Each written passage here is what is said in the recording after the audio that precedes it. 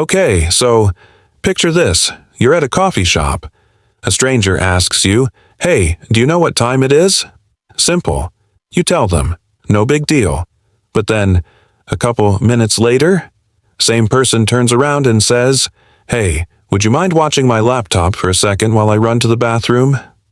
And weirdly, you say yes to a complete stranger. Now, why would you do that? Because something already happened in your brain.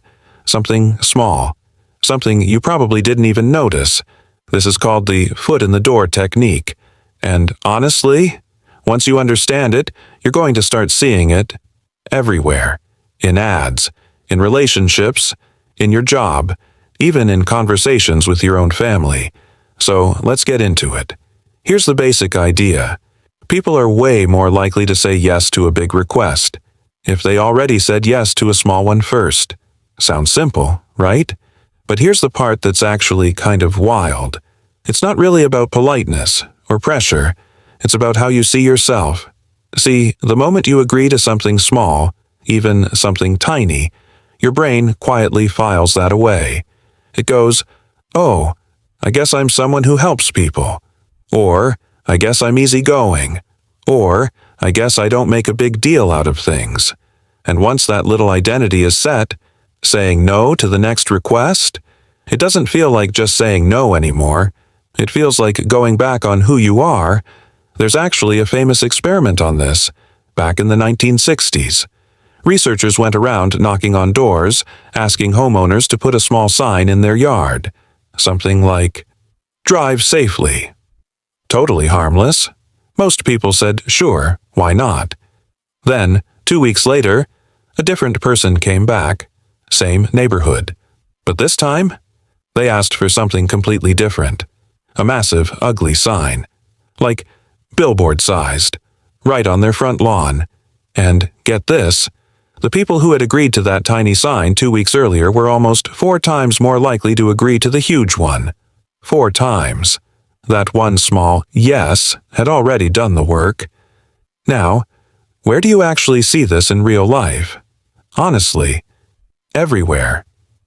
Think about sales. Someone says, "Hey, can I just get your email for a free sample?" Seems harmless.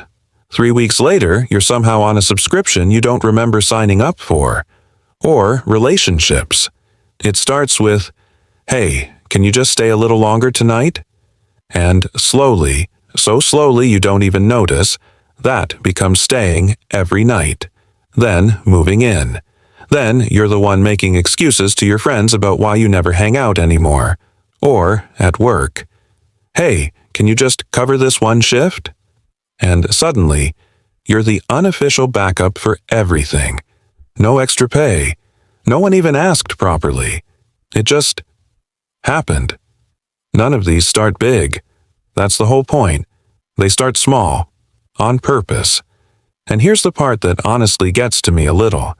This isn't a gullible people thing. In fact, the people who fall for this the most are often the ones who think of themselves as kind, helpful, easy to get along with, because the manipulation isn't fighting against who you are, it's using it. So, how do you actually protect yourself from this? A few things. First, pay attention to patterns, not just individual requests. One small ask? Totally normal. But a small ask, followed by another, and another, each one a little bigger? That's not a coincidence anymore. Second, and this one's important, you don't owe today's decision to yesterday's yes. Just because you agreed to something before doesn't mean you're locked in.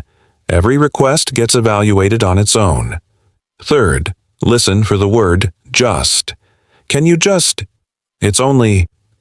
Those little words are doing a lot of work. They're designed to make something feel smaller than it actually is. And finally, give yourself permission to be inconsistent. Saying yes yesterday and no today doesn't make you a bad person. That guilt you might feel, that's actually part of the trick. So, yeah, the scariest manipulation tactics usually aren't the dramatic, obvious ones. They're the quiet ones. The ones that feel like nothing at the time. Now that you know what to look for, you're going to start noticing these little doors before they even open.